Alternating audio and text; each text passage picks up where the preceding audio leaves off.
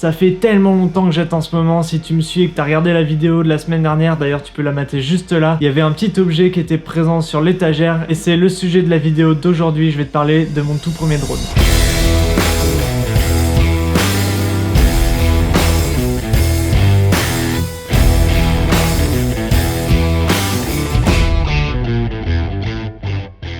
Salut à toi, c'est Nico, j'espère que tu vas bien, je suis super content de te retrouver aujourd'hui. Alors depuis que j'ai commencé la vidéo, c'est-à-dire à peu près depuis 4 ans maintenant, j'ai toujours rêvé d'avoir un drone, mais je franchissais pas le pas parce que j'avais d'autres priorités, j'avais d'autres matériels à acheter. Mais j'ai aujourd'hui décidé de m'acheter mon premier drone et c'est ce que je m'apprête à te présenter dans cette vidéo. Donc ce drone est le tout dernier de chez DJI à l'heure où je fais cette vidéo, il s'agit du DJI R2S. Bon, DJI tout le monde connaît, c'est la marque référence en drone, que ce soit professionnel ou de loisirs, donc j'ai pas besoin de te présenter la marque, mais je vais te présenter les caractéristiques de ce drone et pourquoi j'ai choisi celui-ci et pas un autre. Ensuite, je t'emmènerai avec moi dehors pour tester tout ça, histoire que je fasse une review la plus complète possible et je ferai un petit débrief à la fin et te dire mon ressenti vis-à-vis de tout ça. Alors pourquoi ce drone et pas un autre? Eh bien tout simplement à cause de la taille du capteur. C'est le seul drone avec le Mavic 2 Pro, je crois, qui propose un capteur de 1 pouce. L'autre drone, comme je l'ai dit, c'est le Mavic 2 Pro qui propose ça. Il me semble que c'est le seul de la gamme DJI. Et les raisons pour lesquelles j'ai pas pris le Mavic 2 Pro, j'aurais très bien pu le prendre, mais c'est parce qu'il est plus gros, plus lourd, je le trouvais un peu plus encombrant, et je voulais quelque chose de plus récent également, et le Mavic R2S filme en 5,4K, chose que le Mavic Pro ne fait pas. Je recherchais vraiment ce côté compact, un peu qu'on peut transporter partout, et avec des caractéristiques de malade. Donc je vais te présenter brièvement, je vais pas faire le tour de tout ce qu'il sait faire, je suis sûr que tu as déjà vu les fiches techniques sur internet, mais en gros, il peut filmer en 5,4K, en 30, 25 et 24 images secondes. Il peut filmer également en 4K en 24, 25, 30,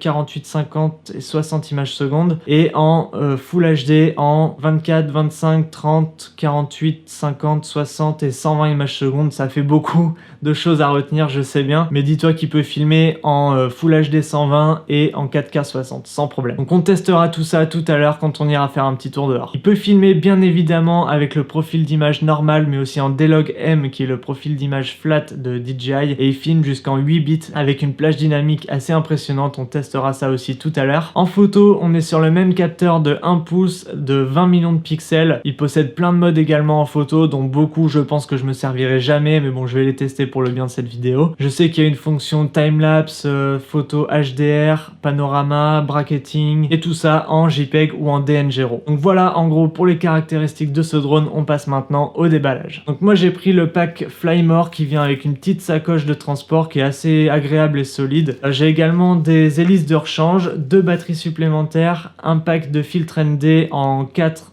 8, 16 et 32, la télécommande bien sûr, le chargeur pour les 3 batteries avec les alimentations, un câble USB-C pour recharger la télécommande, ainsi que les câbles Lightning et USB pour connecter la télécommande à un smartphone. Le câble Lightning, celui qui sert à connecter la télécommande à l'iPhone, est directement présent dans la télécommande lors du déballage. Voilà, je te le dis, ça t'évite de chercher pendant 5 minutes comme moi avant de le trouver. Il est recommandé avant l'utilisation bien entendu de bien charger les batteries à fond ainsi que la télécommande, ça prend environ 1 heure donc c'est un petit temps qu'il faut prendre en considération également. Une fois que c'est bon, tu peux installer tes hélices sur le drone. Attention à l'ordre des hélices, il y a les lettres qui sont présentes sur les emballages, mais une fois que tu appuies l'emballage, il me semble pas que ce soit écrit sur les hélices en elles-mêmes, donc il faut vraiment faire attention lors du déballage des hélices pour bien les mettre à l'endroit indiqué. Ensuite, il te reste plus qu'à installer la batterie et allumer l'appareil. Le drone fonctionne avec l'appli DJI Fly, donc il faut aussi la télécharger sur ton smartphone avant de commencer.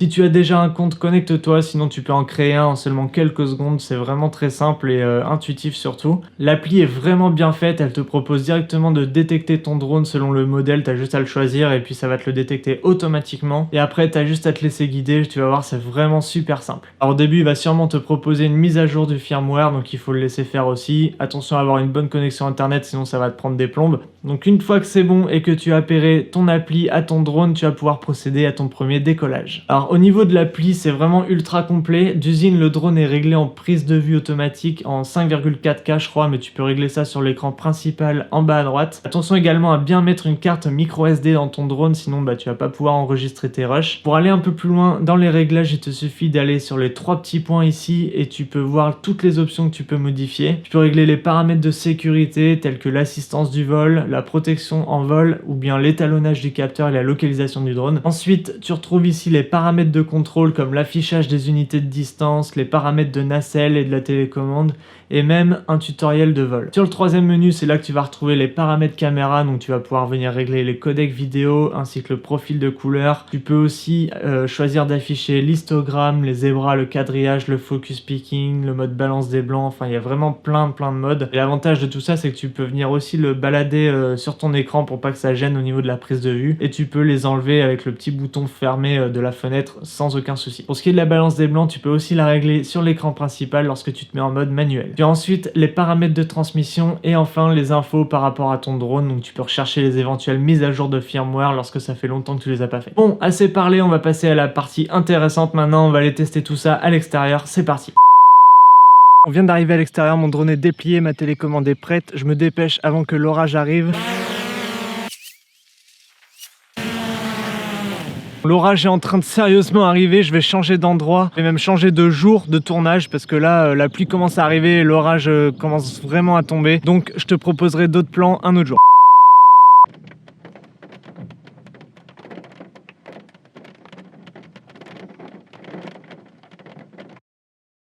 Bon, nous voici en extérieur maintenant, le drone est prêt, il est déplié, je le positionne sur une surface lisse, sèche et plate, ça c'est super important. Pour l'allumer, il suffit d'appuyer une fois rapidement et une deuxième fois sur le bouton de la batterie.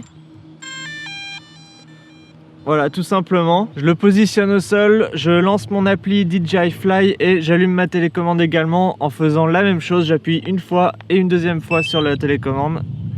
Ça s'allume. Là, ça va connecter automatiquement les deux appareils. Sur mon appli, il est marqué que le décollage est autorisé. Donc je vais commencer mon décollage en appuyant sur la petite touche qui est juste à gauche et en pressant une seconde. Et voilà. Donc c'est parti pour le test. Je t'affiche les specs ainsi que le mode de prise de vue sur chaque image. Let's go!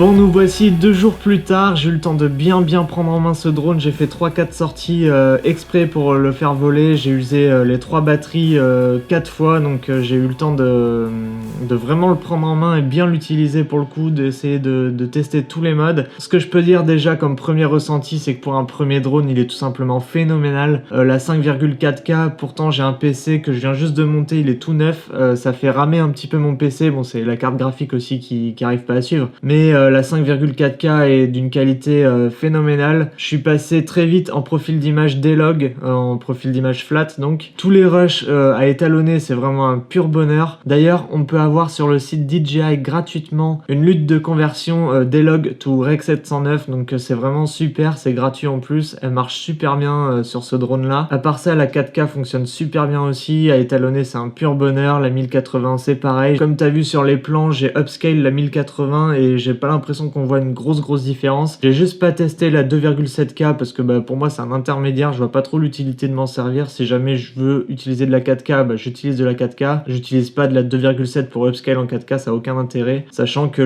les 100 ou 120 images par seconde ne sont même pas accessibles en 2,7K, elles sont accessibles que en 1080. Donc c'est là tout l'intérêt de l'upscale, c'est quand on utilise le ralenti. Le ralenti fonctionne super bien, j'ai pas trop pu le tester avec des scènes d'action, de sport, des trucs comme ça. Je vais le tester à l'avenir parce que j'ai prévu d'aller faire du drone avec un pote qui fait du surf, donc je le testerai à ce moment là et je ferai mon retour aussi dans quelques mois, je sais pas quand j'irai, enfin bref. J'ai testé également plusieurs modes de vol présents à l'intérieur de l'appli. Alors j'ai plus les noms en tête, mais je sais que quand j'étais avec mon pote Joris, on a testé tous les modes, genre celui qui tourne autour, celui qui s'en va tout seul, on a testé un peu tout ça. Moi perso j'en trouve pas vraiment l'utilité, sauf si c'est vraiment demandé dans un cas précis, dans ce cas ok, mais l'intérêt d'avoir un drone, c'est vraiment de le piloter manuellement et pas de cliquer sur 2 boutons et le drone fait sa live tout seul. Moi, je préfère vraiment le prendre en main pour vraiment savoir le piloter à fond et pas que le drone fasse les choses à ma place. En termes d'autonomie, comme je l'ai dit, j'ai déjà utilisé 3 fois les 3 batteries pour une durée de vol totale par journée de à peu près 1 heure. Je crois qu'une batterie dure à peu près 20-25 minutes, sachant que plus on fait de mouvements, plus on sollicite le drone, plus il va perdre de la batterie rapidement. Donc 3 fois 20 minutes, ça fait à peu près 1 heure. Je trouve que c'est vraiment pas mal. Alors par contre, au niveau de la recharge de batterie, là ça prend du temps. Alors je sais pas si les autres drones c'est le cas, mais moi je manque de points de comparaison. Si jamais il y en a qui ont des drones, dites-le moi dans les commentaires si ça prend plus de temps à recharger qu'à se décharger. Enfin je trouve ça normal, oui. Mais les 3 batteries, ça m'a pris à peu près 4 heures pour les charger. Donc si jamais t'es en rate de batterie et que tu veux les recharger, c'est quelque chose qu'il faut aussi prendre en considération, ce temps de chargement. C'est très long. Ah oui, au niveau de la portée, je suis allé jusqu'à 500 mètres au maximum et je commençais à avoir des pertes de signal. Rien de très alarmant, j'ai quand même pu le ramener sans aucun problème. J'ai pas eu de perte de signal où le drone est revenu tout seul, ça non. J'ai juste eu, comme tu vois à l'écran, une petite perte de signal, mais vraiment rien d'alarmant. C'était prévu, du coup, c'était vraiment pour le tester jusqu'à quelle distance je pouvais aller sans perdre le signal. Et c'était à peu près autour de 500-600 mètres, j'ai pas les chiffres exacts en tête, mais bon, je te les mettrai à l'écran. Sinon, ce drone, je le recommande vivement si jamais tu cherches un drone à t'acheter pour cet été pour faire des plans, c'est vraiment celui-là qu'il faut prendre. Je te conseille, si tu prends celui-ci, de prendre le pack Flymore parce que les 3 batteries elles se déchargent très rapidement, donc j'imagine pas si jamais tu as seulement une batterie, tu vas pouvoir l'utiliser que seulement 20 minutes par demi-journée, donc c'est assez limite. Si jamais tu changes d'endroit, il va falloir le faire voler 3 minutes après atterrir, changer d'endroit, enfin bref, c'est un peu contraignant, donc je préfère recommander l'utilisation de 3 batteries plutôt qu'une seule pour avoir un meilleur confort de vol et puis pour pouvoir en profiter plus longtemps et se faire la main le plus rapidement possible surtout. Donc voilà, c'est tout pour cette vidéo de prise en main, déballage de mon premier drone. Moi je suis vraiment hyper content. Cet été je vais partir en vacances, j'ai qu'une hâte, c'est vraiment de l'utiliser à fond pour pouvoir proposer encore des meilleures images. J'espère que t'as kiffé cette vidéo, j'ai pris un énorme plaisir à la faire, donc si jamais t'as kiffé, je t'encourage à cliquer sur le petit bouton pouce en l'air, pas celui qui est en bas, celui qui est en l'air. Si jamais t'es pas abonné à la chaîne, je t'encourage à le faire également, c'est gratuit et tu pourras suivre mes autres vidéos quand elles sortiront, notamment celle des drones quand je partirai en vacances. Quant à moi, je te dis à la semaine prochaine pour une nouvelle vidéo, porte-toi bien, ciao.